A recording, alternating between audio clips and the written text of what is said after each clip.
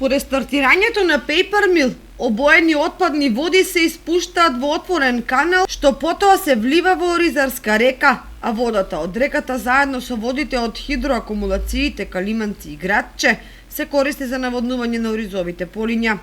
Државен инспектор за животна средина на 26 април излезе на терен и утврди дека отпадните води од технолошкиот процес на Paper Mill примерно се исталожуваат во лагуни, но нивниот капацитет не е доволен за да се задржат хартиените влакна пред испустот.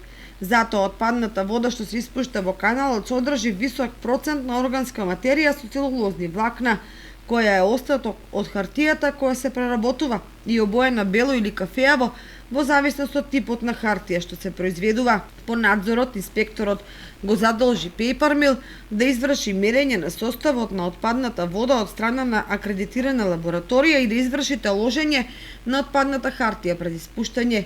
Paper Mill интензивно работи на заокружување на постројката за пречистување на отпадните води, со која таложењето на хартиениот отпад ќе биде поефикасно, а талогот и исталожената вода ќе се враќаат во процесот.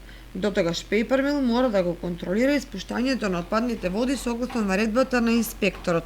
Водите мора да бидат заштитени.